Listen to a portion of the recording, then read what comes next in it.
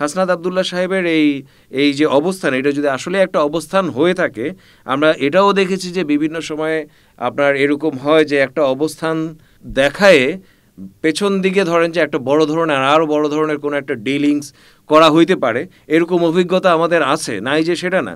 সেরকম কিছু যদি না হয়, এটাই যদি তাদের অবস্থান হয়, তার অবস্থান হয়, এবং এটা যদি তাদের দলীয় অবস্থানও যদি হয়, মাফিয়াদের কবল থেকে আমরা বাংলাদেশকে মুক্ত করব, তাদেরকে আমরা আসলে প্রতিহত করব, এই ঐক্যমত্যের জায়গায় যদি তারা আসলেই ফিল করেন, আসেন, তাদেরকে আমি অবশ্যই সাধুবাদ জানাই।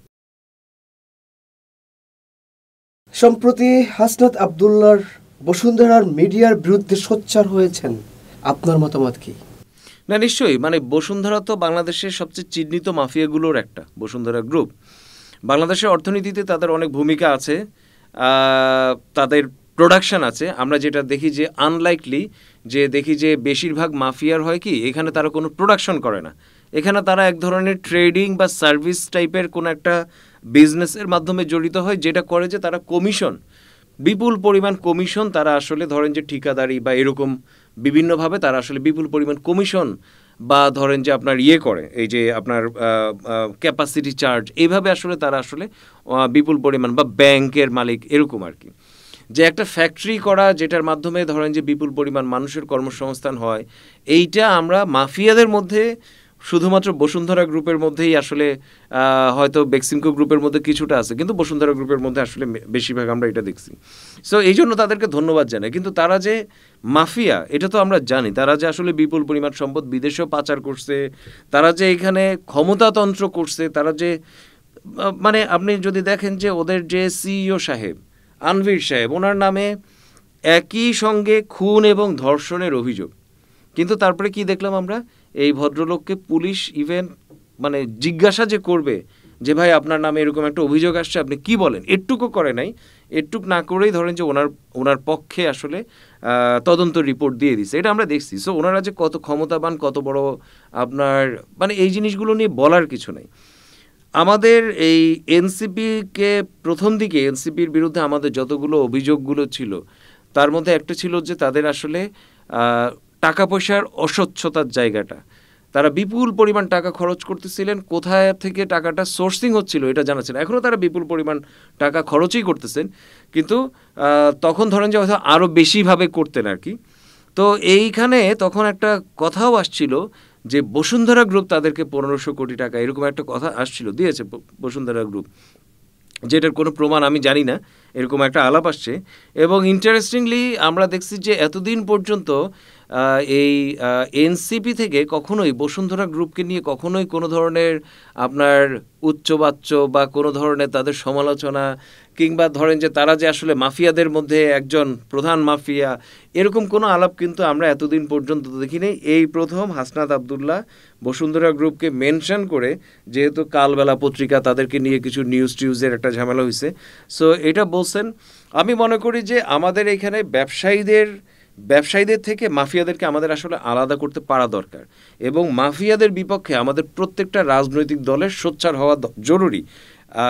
যে কোনো মূল্যেই মাফিয়াদেরকে ধরেন যে মাফিয়ারা আসলে বাংলাদেশের শত্রু, টু বি স্পেসিফিক, যারা আসলে টাকা পাচার করে তারা বাংলাদেশের, তারা যে কোনো রাষ্ট্রের আসলে প্রধান শত্রু। সো প্রধান শত্রুর বিরুদ্ধে আমাদের সকলের মধ্যে একটা ন্যূনতম আন্ডারস্ট্যান্ডিং থাকা, জনগণের এবং পার্টিগুলোর মধ্যে, এটা খুব জরুরি। হাসনাত আবদুল্লাহ সাহেবের এই যে অবস্থান, এটা যদি আসলে একটা অবস্থান হয়ে থাকে, আমরা এটাও দেখেছি যে বিভিন্ন সময়ে আপনার এরকম হয় যে একটা অবস্থান দেখায় পেছন দিকে ধরেন যে একটা বড় ধরনের আরও বড় ধরনের কোনো একটা ডিলিংস করা হইতে পারে, এরকম অভিজ্ঞতা আমাদের আছে, নাই যে সেটা না। সেরকম কিছু যদি না হয়, এটাই যদি তাদের অবস্থান হয়, তার অবস্থান হয়, এবং এটা যদি তাদের দলীয় অবস্থানও যদি হয়, যে বাংলাদেশে মাফিয়াদের বিরুদ্ধে সকল রাজনৈতিক দল এবং সমগ্র জনগণের একটা আপনার ঐক্য থাকবে, যে মাফিয়াদের মুক্ত থেকে আমরা আসলে বাংলাদেশকে, মাফিয়াদের কবল থেকে আমরা বাংলাদেশকে মুক্ত করব, তাদেরকে আমরা আসলে প্রতিহত করব, এই ঐক্যমত্যের জায়গায় যদি তারা আসলেই ফিল করেন, আসেন, তাদেরকে আমি অবশ্যই সাধুবাদ জানাই। এনসিপির পদযাত্রা নিয়ে আপনার মতামত কি? এটা একটা দুর্দান্ত কাজ। আই রিয়েলি উইশ আমাদের দল থেকে যদি আমরা আসলে এত বড় একটা পদযাত্রা করতে পারতাম।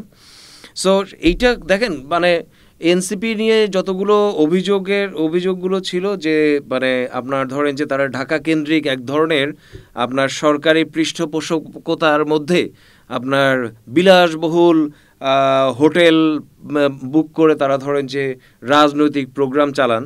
তো এই জায়গা থেকে তারা এখন একটা মাঠে নামছেন। এইখানটাও ধরেন যে প্রচুর টাকা পয়সা নিশ্চয়ই খরচ হচ্ছে, কোথা থেকে আসছে আমরা জানি না। আবার ধরেন যে এইখানটাও সরকারি এক ধরনের কি বলে রাষ্ট্রীয় এক ধরনের এখানটায় সাপোর্ট, এইটারও আলাপ আসছে। কিন্তু তারপরেও আমি মনে করি যে প্রথমত আমি বলবো যে আসলে তারা একটা উদ্যোগ নিয়েছিলেন, কিন্তু যে তারা অর্থনৈতিক স্বচ্ছতার নিশ্চিত করবেন বলে বলছিলেন। আমি তাদেরকে অনুরোধ করব এই অর্থনৈতিক স্বচ্ছতার জায়গাগুলো নিশ্চিত করা।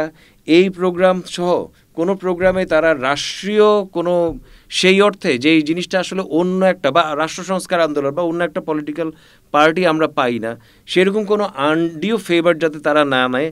এই দুইটা জিনিস করে তারা যদি এরকম কর্মসূচিগুলো তারা যত করবে, এটা এনসিপির জন্য যেমন ভালো, এটা বাংলাদেশের জন্য খুব ভালো একটা কাজ বলে আমি মনে করি।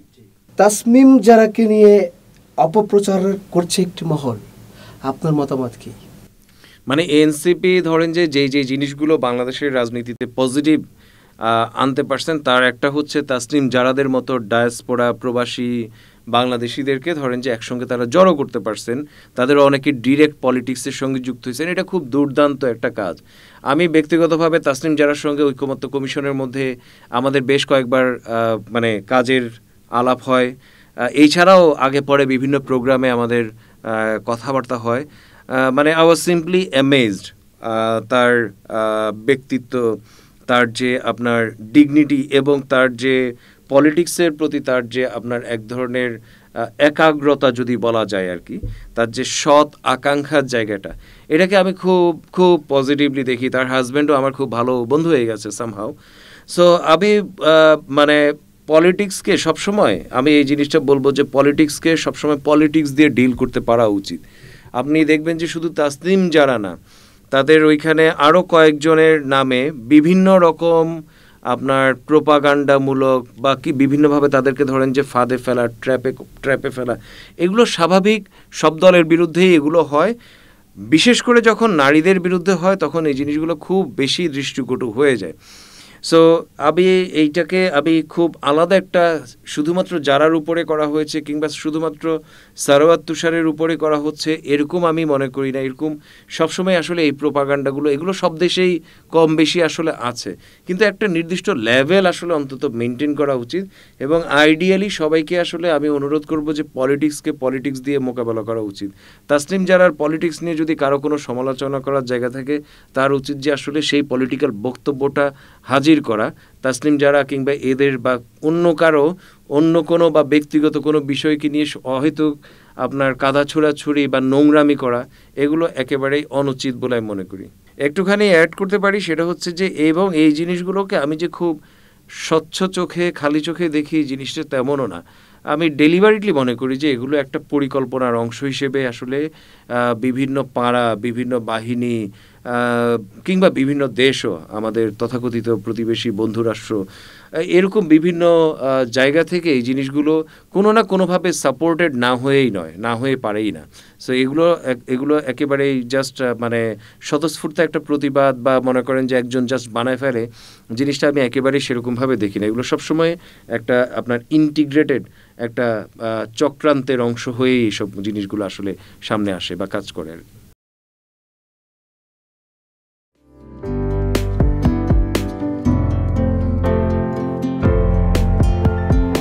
পহেলা জানুয়ারি 2025 ইউটিউব জার্নালিজমের অগ্রদূত changetv.press 6 বছর পেরিয়ে পা রাখলো গর্বিত চেঞ্জ টিভি। তো আমি তাদেরকে আমার অসংখ্য শুভেচ্ছা জানাচ্ছি, কারণ তারা যে ভূমিকা রেখেছে এই সময় একটা কঠিন সময় ছিল, সেটাতে যেমন ভূমিকা রেখেছে, এমনকি 5ই আগস্টের পরে নতুন বাংলাদেশেও তারা তাদের সেই তীক্ষ্ণ একটা সমালোচনামূলক এবং যেটাকে আমি গঠনমূলক বলবো সেরকম একটা ভূমিকা রাখছেন। তো সেক্ষেত্রে আমরা মনে করি যে এই ভূমিকা আমাদের দরকার, আমরা চাই এটা থাকুক এবং আরও যেন সমৃদ্ধ হয়। নতুন বাংলাদেশ নির্মাণে আমরা চাই যে চেঞ্জ টিভি যে সমালোচনাগুলো করছে বা যেগুলো আমরা তুলে ধরছেন সেটা এমন করে করবেন যেন আমরা সেখান থেকে শিখতে পারি এবং সবাই মিলে যেন আমরা নতুন বাংলাদেশকে সত্যিকার অর্থে বৈষম্য বিহীন একটা সমাজ গড়ে তুলতে পারি, সেটা আপনারা সহজ চেষ্টা করুন। changetv.press, এক ফোঁটা হলুদ নেই।